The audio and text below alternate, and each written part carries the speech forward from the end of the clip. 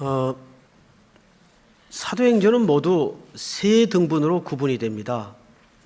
1장서부터 7장까지는 지난 시간까지 말씀을 드렸죠. 이게 첫 번째 부분입니다. 이제 첫 번째 부분이 사실상 끝이 난 거죠. 내용은 이 땅의 교회가 어떻게 시작이 되었고 기독교가 어떻게 뿌리 내리게 되었는가, 그 기원을 설명한 내용이 1장서부터 7장까지 내용입니다.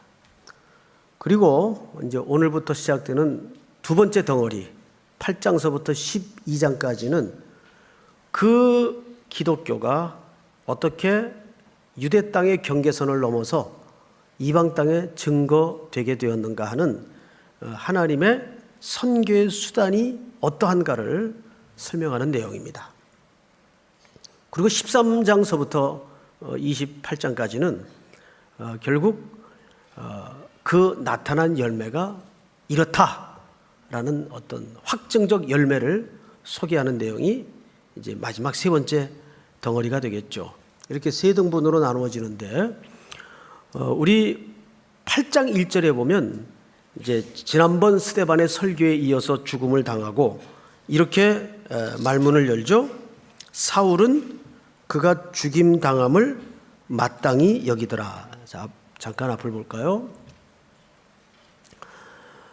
죽임 당함을 마땅히 여겼다는 말은 그래 죽었어, 잘 죽었어, 그런 사람은 죽어도 돼, 이런 차원의 동조했다는 그런 개념이 아니에요. 이 말을 조금 더 풀어서 직역을 하면 이런 뜻이 됩니다. 주도적 역할을 했다, 그 말이에요. 그 증거로 7장 57절을 한번 볼게요. 그들이 큰 소리를 지르며 귀를 막고 일제히 그에게 달려들어. 자, 이 이야기는 스데반의 설교를 듣고 나타난 청중의 반응입니다. 그리고 이제 58절을 한번 볼까요? 시작. 겉으로 들러짐새 그들의 옷을 저들의 한 청년들의 발 앞에 두니라. 옷을 벗어서 사울이라는 청년의 발 앞에 두었다. 여러분, 이 발 앞에 두었다는 말은 바로 이 사람이 주모자요 주동자란 뜻입니다. 그러니까 사울의 이 행동은 실질적으로 스데반을 죽음으로 몰아간 주동자의 역할을 했다, 그 말이에요. 근데 그 정도가 어느 정도인가 하면 물론 스데반을 돌로 쳐서 죽이는데 공모했을 뿐만 아니라 성경을 조금 넘기면 이렇게 되어 있습니다. 1절 하반절에 보니까 그날에 예루살렘에 있는 교회에 큰 뭐가 나죠? 박해가 있어 사람들이 다 흩어집니다. 그리고 3절을 볼까요? 사울이 교회를 뭐 할세? 잔멸할세. 잠깐 앞을 보십시오. 이게 잔멸하다는 표현을 세계적인 신약학자인 F.F. 브로스라는 분이 조금 문해적 표현으로 이렇게 설명을 했어요. 산 멧돼지가 포도밭에 들어가요. 산 멧돼지가 포도밭에 들어가서 이제 막 탱글탱글 잘 연글기 시작한 포도를 그 무식한 입과 거친 발로 짙게어 부수다, 그 말이에요. 그러면 그 결과적 풍경이 어떻게 되겠습니까?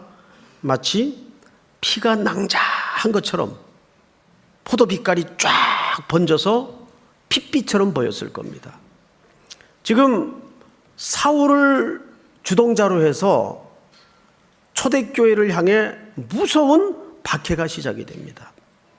스데반의 죽음은 그 서곡을 알리는 하나의 단초에 불과했습니다. 그런데 그 주동자가 사울이에요. 그런데 장차 이 사울이 누가 되죠? 바울이 됩니다. 자, 여러분, 이 사실을 본인이 알았겠어요? 스데반이 알았겠어요? 청중이 알았겠어요? 오직 한 분밖에는 알지 못합니다. 하나님. 놀라운 신비입니다. 그래서 우리가 그리스도인으로 인생을 살아갈 때 한 걸음 한 걸음 뛸 때마다 다 해석이 되고 납득이 되고 이해가 되고 설득이 돼서 인생길을 가는 사람은 없어요.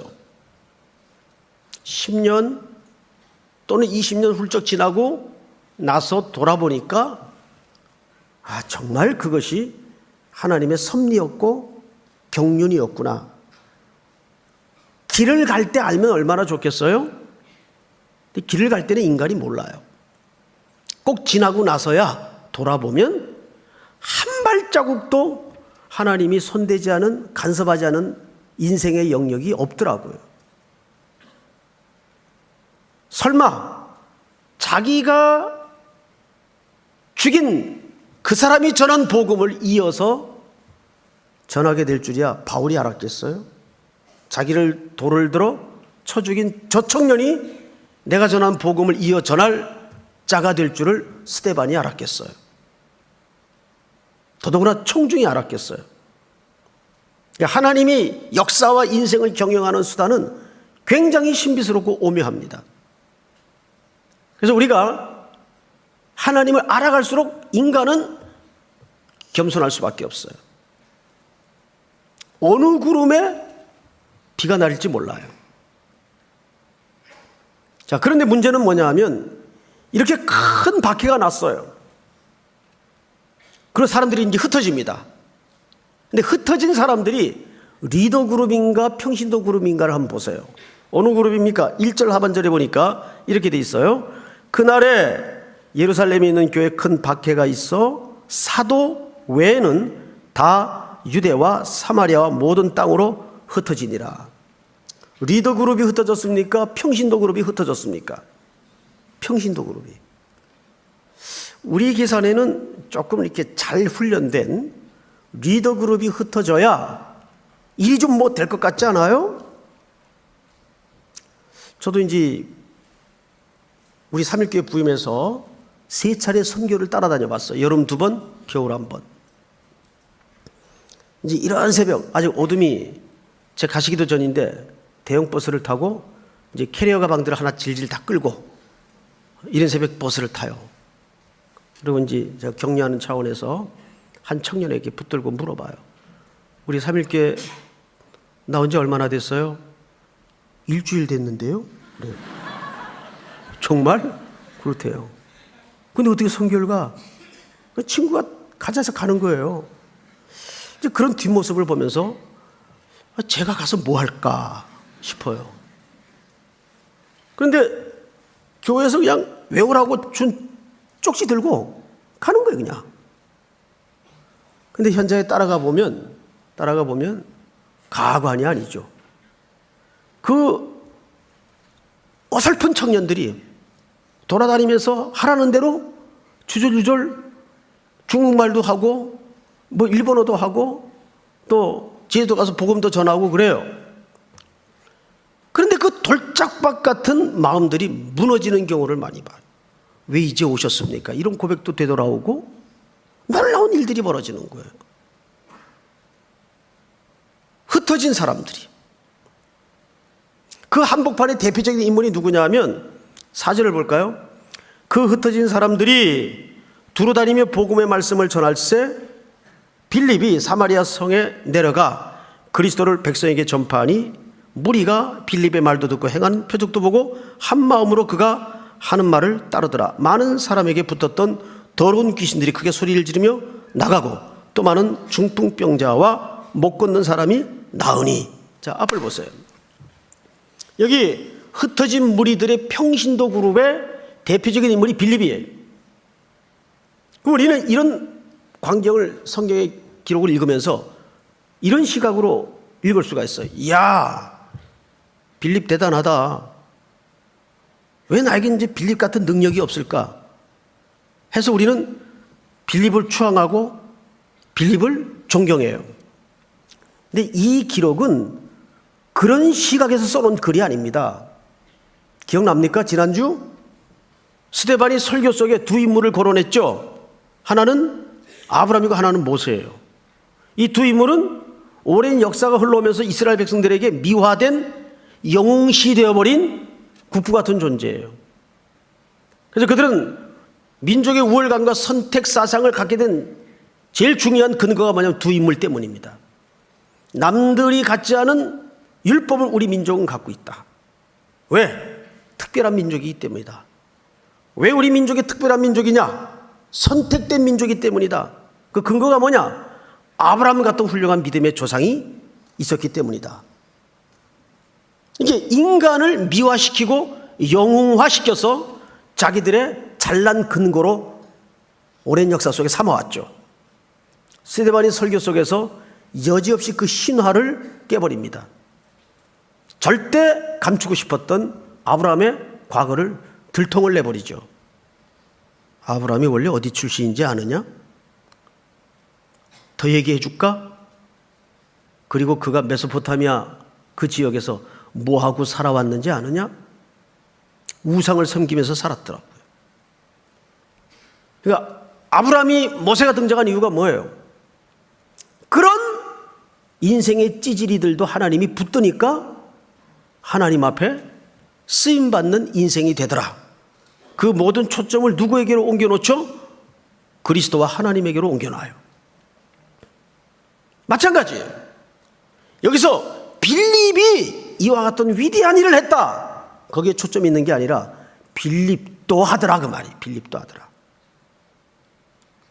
빌립 같은 무명의 성도들도 흩어진 무리 속의 한 사람인데도 불구하고 성령께서 붙잡으시고 하나님이 함께 하시니까 빌립도 이와 같은 역사를 하더라 그 말이에요. 그래서 이 초점을 누구에게로 계속 맞추게 만들죠? 하나님께로 맞추게 만들어요. 그런데 우리는 끊임없이 오랜 세월 속에 자꾸 성경에 나타난 인물을 본받으라는 쪽으로 메시지를 들어왔어요. 모세를 닮아라, 아브라함을 닮아라, 빌립을 닮아라. 아니요. 빌립도 한다 그 말이에요. 누가 붙들면? 하나님이 붙드시면. 이런 거죠. 여러분들이 주일날 와서 이 강대상에서 설교하는 목사님들을 바라볼 때마다 나는 어떻게 저렇게 쓰임받을 수 있을까? 저 목사님들은 태어날 때부터 태몽이 달랐나? 아주 쓸데없는 생각들을 할 때가 있어요, 가끔. 아니에요. 냉정하고 객관적인 시선에서 우리 목회자들을 한번 소개해 볼까요? 저는 주일날 일부 예배 여기 나오기 전에 이제 목양실에서 매일 습관이 기도문을 하나 적고 나와요. 그건 아무에게도 보여주지 않는 기도문인데 기도문의 주된 내용은 그거예요. 하나님, 이 거룩한 단에 설 수 없는 죄인입니다. 오늘도 주께서 허물과 약함을, 추함을 덮어주셔야 여기 설 수 있습니다. 불쌍히 여겨주시고 덮어주십시오. 이 기도문을 적고 이 단에 섭니다. 여긴 늘 세워지니까 그럴만해서 세워지는 것 같죠? 하나님 앞에 말씀을 전하는 자로서 부름받은 주의 종들을 한번 몇 면을 보세요. 뭐 그렇게 신통한 사람들이 없어요. 우리 교회만 봐도 뭐 얼굴 까맣고 키 작고 그래요. 또 운동할 때 보면 성질들 이상하고 이 사람들이 목사들 맞나 싶을 정도로 승부욕에 불타가지고 막 담임 목사 얼굴에다가 볼을 차고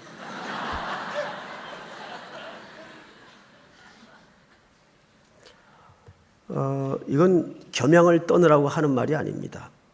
빌립도 하더라 그 말이에요. 그래서요, 우리가 신앙생활을 산다는 게 뭔지 아세요? 인간에 대해서 철저히 절망해가는 연습을 하는 겁니다. 그리고 사람은 의존할 게 안 되는 대상이구나. 그래서 그 시선을 자꾸 누구에게로 옮겨가도록 만들죠? 하나님께로 옮겨가도록 만들어요. 이거를 가장 리얼하게 훈련할 수 있는 공간이 부부관계입니다. 부부관계는 크게 두 텀을 넘어야 돼요. 초창기에는 서로에 대해서 철저하게 절망해가는 확인을 하는 기간이에요. 내가 이런 인간을 믿고 사랑을 고백했나? 시집을 왔나? 좌절을 겪는 기간이에요. 그러면서 점점점 신앙이 깊어지죠. 하나님께만 소망을 두게 만들죠. 이거는 결혼을 해야 경험하는 인생의 훈련이에요. 하나님께 소망을 두다가 하나님이 은혜를 부으셔야 그제야 내가 왜 이 사람을 만났고 이 사람을 사랑해야 되는가를 제대로 알게 되는 거예요. 거기서 새로운 사랑이 시작이 되죠. 돌아보세요. 제일 많이 싸우는 기간이 언제입니까? 허니문? 아니에요. 그 기간이 제일 많이 싸워요. 신혼기간이 제일 많이 싸워요. 사실은 서로 맞춰가는 기간이니까. 그러니까 결혼 생활뿐만 아니라 공동체 생활이 그래요. 우린 두 극단을 조심해야 됩니다. 저 사람 없으면 안 돼. 천만의 말씀. 또 하나의 극단은 이 사람 맡기면 안 돼. 천만의 말씀. 저도 하는데요. 항상 이 두 극단을 조심해야 돼요. 교회는 누가 하신다? 하나님이 하신다. 저 사람 없으면 안 돼. 이 기대를 여지없이 깨버려요. 이 사람이 맡으면 안 돼. 이 기대도 여지없이 깨버려요. 양자에게 주시는 메시지가 같아요. 내가 한다. 하나님이 하시는 말씀이에요. 믿습니까? 그 다음에 성경을 좀 보십시다. 2절을 한번 같이 읽어볼까요? 2절 시작. 경건한 사람들이 스데반을 장사하고 위하여 크게 울더라. 울었다. 어떻게 울었어요? 크게 울었어요. 앞에는 큰 핍박이 났어요.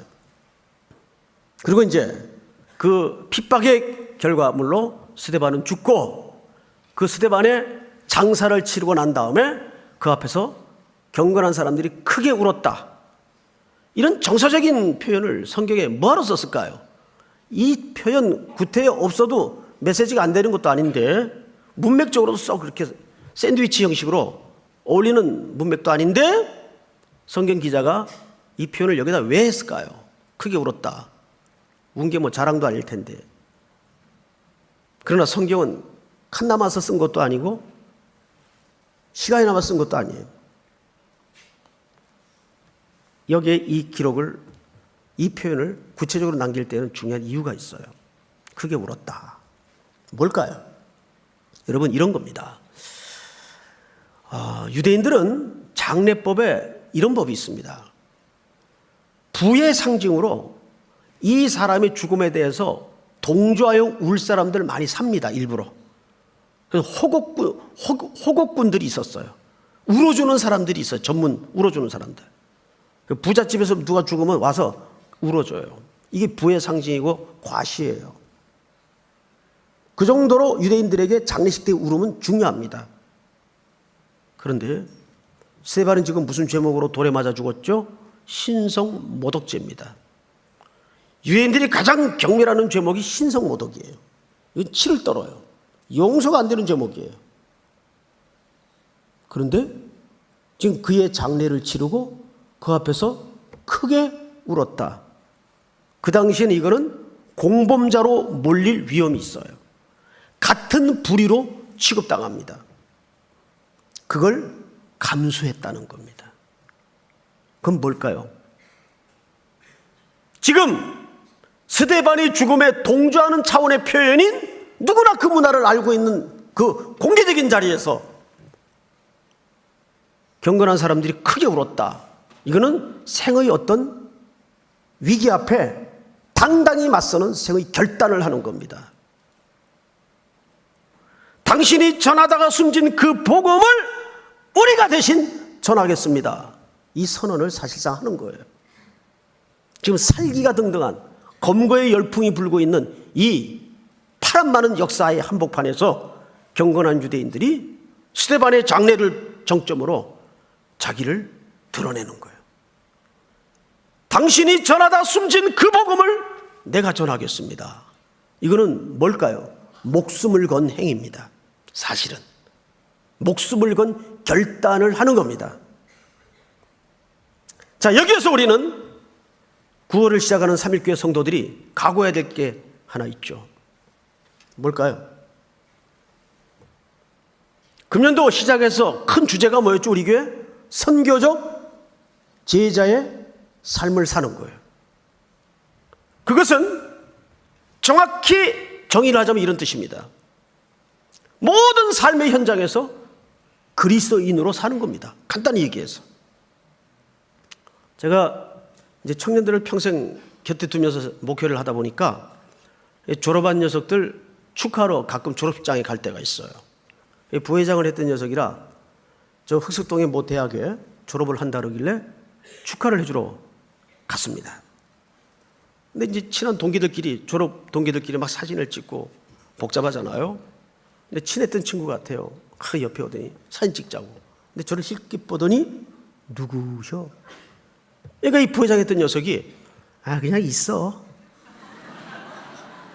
날 놓고. 그래서 제가 인사를 하고 소개를 했죠. 이 친구 교회 다니는 전도사다. 그랬더니 그 사진 찍으러 왔던 친구가 야, 이 새끼야, 너 교회 다녔냐? 그래요. 4년을 몰랐다는 얘기입니다. 얘가 교회 다닌지를. 문제 있죠? 어떻게 4년을 모를 수가 있어? 이거는 선교적 제자로서의 삶을 살자는 겁니다. 이게 아주 유치한 일 같지만은 그래서 우리는 모든 소소한 일상에 그리스도인으로서 표가 있어야 돼요. 가장 흔한 이해 하나 들까요? 외부에서 믿지 않는 사람들과 크리스찬으로서 교제를 하고 식사를 할 때 씻기도 하세요. 뭐 로댕에 생각하는 사람처럼 뭔 놈의 생각을 해 밥 먹다가. 그래, 애매하고 회색지대의 삶을 살지 말고 그런 거 하나가 메시지예요. 주일날은 오프라인 성경을 들고, 나 이거 굉장히 옛날에 유치하는 줄 알았어요. 유치한 줄. 근데 이게 메시지더라고요, 이게. 예? 6일 동안을 부부싸움 하다가도 주일날만 되면 성경책 끼고 부부싸움 중단하고 교회 가는 거예요. 메시지예요. 그럼 사람들이 뭐라 그래서 저 집은 어쨌든 주일날은 다 쉬는구나. 응?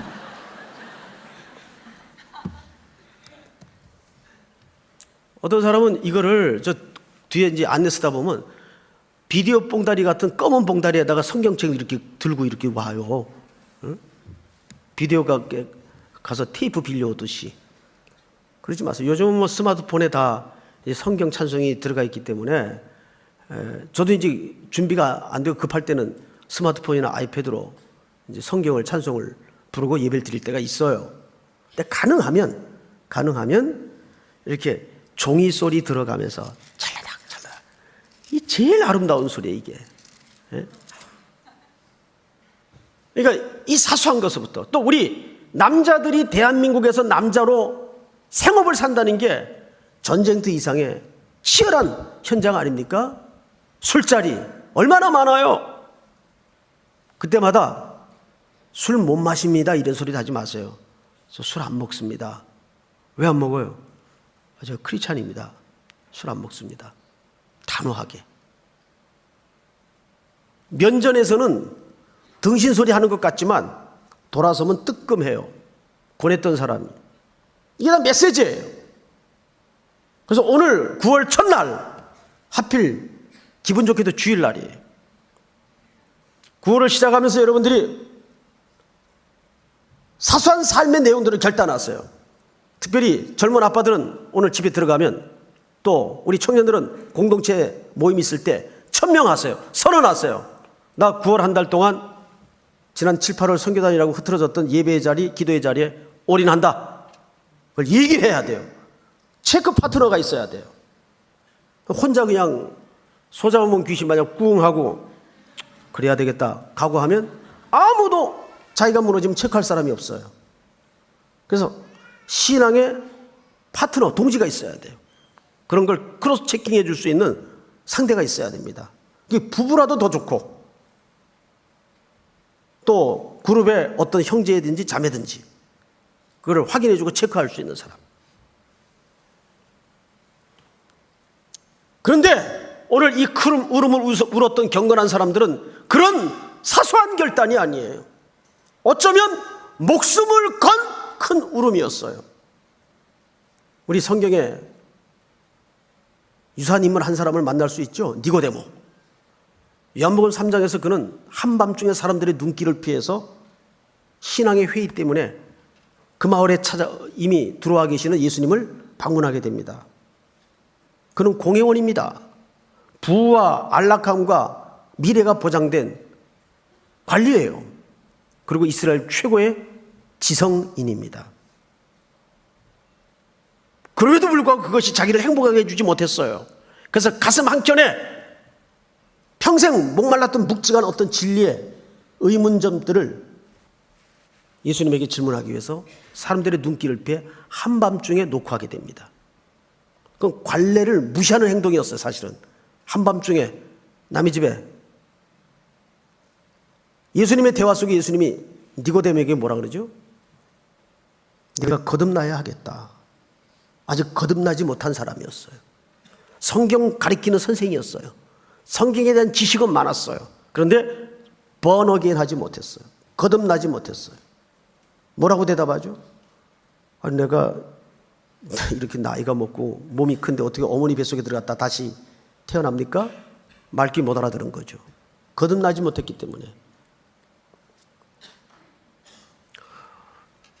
그리고 우리는 니고데모를 요한복음 19장에서 만납니다.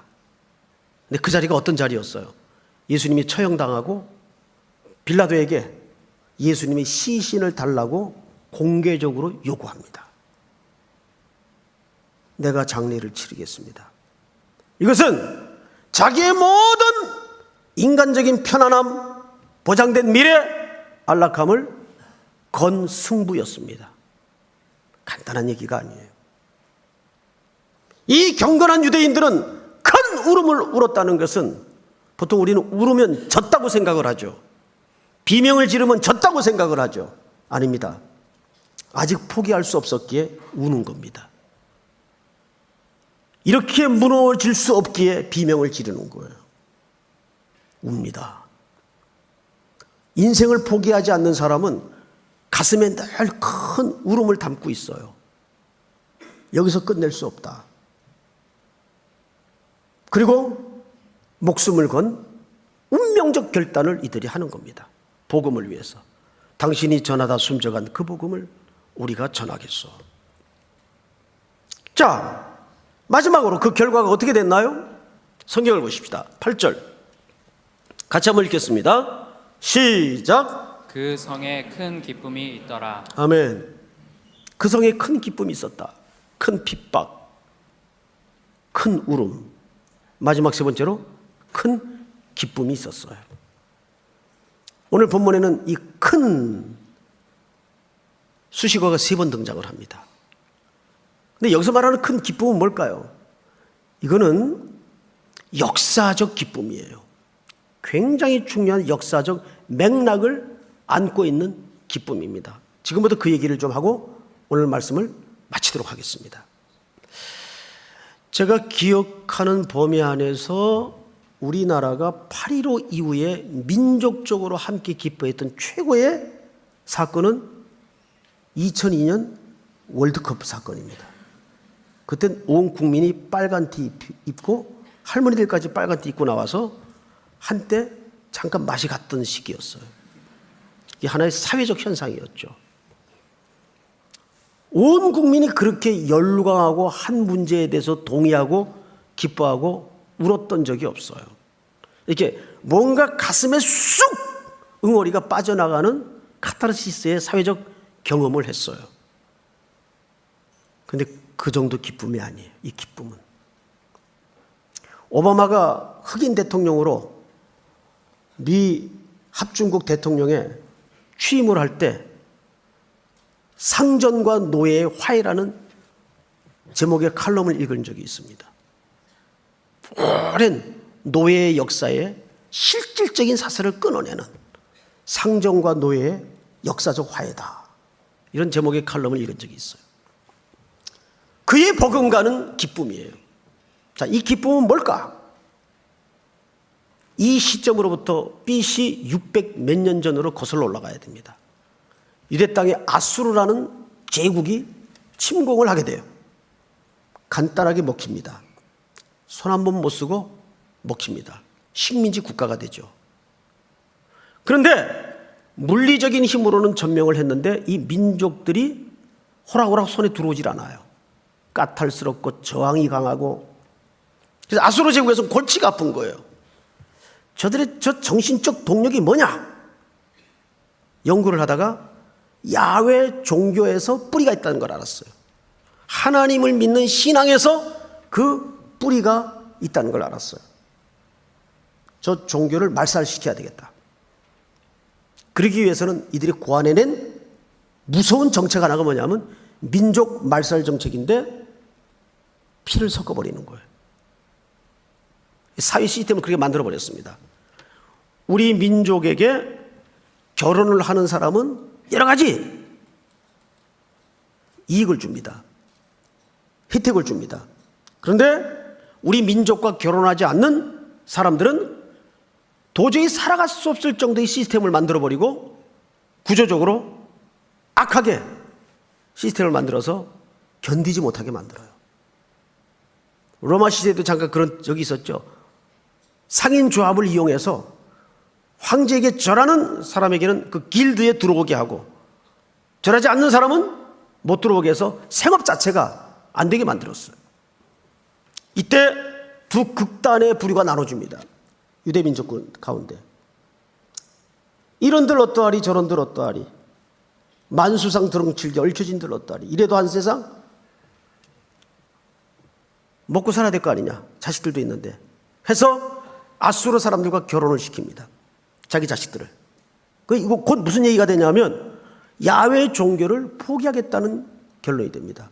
그리고 그 백성들이 섬기는 신앙을 받아들인다는 신앙의 변절이 됩니다.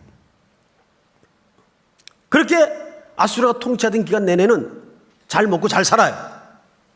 그런데 상대적으로 유대인들은 한 끼를 먹고 사는 한이 있더라도 삼족이 멸하는 징벌이 임한다 할지라도 그럴 수는 없다 해서 신앙을 꿋꿋하게 지킵니다. 많이 죽고 엄청난 불이익과 손해를 감내했습니다. 이제 좋은 세월이 왔어요. 아수르는 물러가고 평화가 찾아왔습니다. 입지가 바뀌어버린 거예요. 소위 옥중파들, 독립운동했던 유대인들은 이제 기세가 등등해서 주류 그룹으로 사회적인 자리매김을 하게 되었습니다. 근데 반면에 아수르에 붙어서 야훼 종교의 신앙을 버리고까지 잘 먹고 잘 살았던 이 사람들은 이제 혼혈 민족이 되어버렸어요. 피가 섞여져 버린 겁니다. 그 사람들이 누구예요? 사마리아 사람들이에요. 그래서 사마리아 사람들은 엄밀한 의미에서 유대인들입니다. 그런데 피가 섞여진 유대인들이에요. 이때부터 이들은 개, 돼지 취급을 받았습니다. 멸시를 받았습니다. 온갖 상대적 불이익을 당했습니다. 조롱을 당하고 자녀들이 태어나도 피가 섞인 조상을 가졌다는 이유 하나로 엄청난 멸시를 당했어요. 그런데 이 사마리아 지역이 하필이면 유대 땅 한복판에 있어요. 유대인들이 갈릴리로 가기 위해서, 갈릴리 사람들이 유대로 가기 위해서 이 땅을 통과해야 되는데 안 밟아요. 돌아갑니다. 성경에 누가 이 땅을 그냥 통과하죠? 예수님. 통과하다가 사마리아 여인 하나를 만나죠. 수가성 운물가에서. 그래서 운물가의 사랑 이야기가 성경에 기록이 됩니다. 그 정도로 사마리아 사람들은 유대인들에게는 역사적 이유 때문에 개, 돼지 취급을 받습니다. 그런데 지금 흩어진 무리들이 처음 도착한 곳이 어디예요? 4절을 볼까요?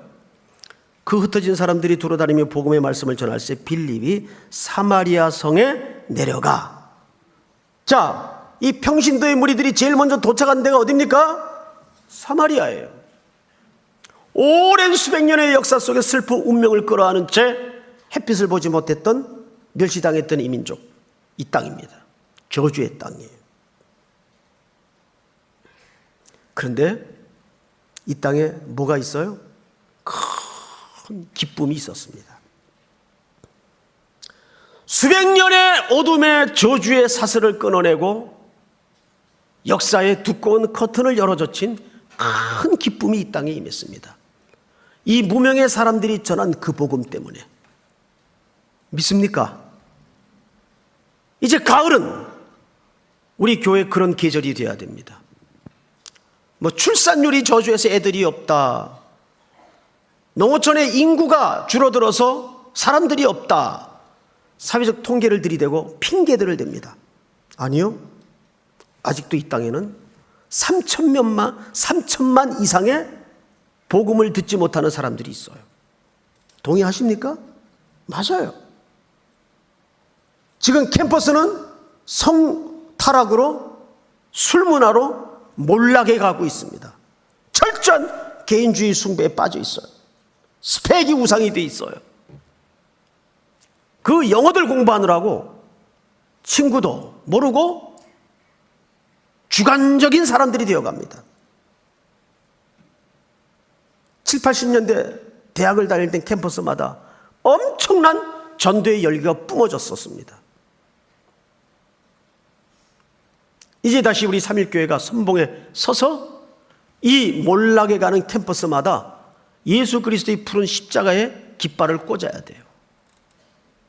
이제 가을에 펼쳐질 캠전, 예람제, 이 과정을 통해서 우리는 그리스도를 전하고 그 어둠의 심령의 어둠의 땅에, 어둠의 캠퍼스에 큰 기쁨을 회복해야 됩니다. 거기에 여러분들은 하나님의 손에 붙들려 쓰임받는 무리들이 되어야 돼요. 믿습니까? 이것이 이 시대 우리 삼일교회를 다시 한번 복원하고자 하는 하나님의 의도입니다. 하나님이 주시는 공유해야 될 꿈이에요. 이것은 교회적 차원에서도 메시지가 되겠지만은 오늘 이 오부 예배에 참석한 모든 성도들 가슴 한복판에 거대한 세상의 세속화 속에, 구조적인 악 속에 정상적인 그리스도인으로 살아간다는 것 자체가 핍박이고 고난입니다. 그러나 그때마다 우리는 이익을 택할 것이냐, 의미를 택할 것이냐라는 기로 앞에 서서 큰 결단을 통해 매일매일 싸움을 싸워가야 됩니다. 그때마다 하나님이 여러분들에게 용기를 주시고 믿음을 주시고 하나님을 바라보는 철저한 용기를 주셔서 종국에는 여러분들이 서 있는 그 자리가 선교적 제자로서의 큰 기쁨이 확인되는 일터가 되기를, 9월 한 달이 되기를 우리 주님의 이름으로 축복합니다. 다 일어나십시다.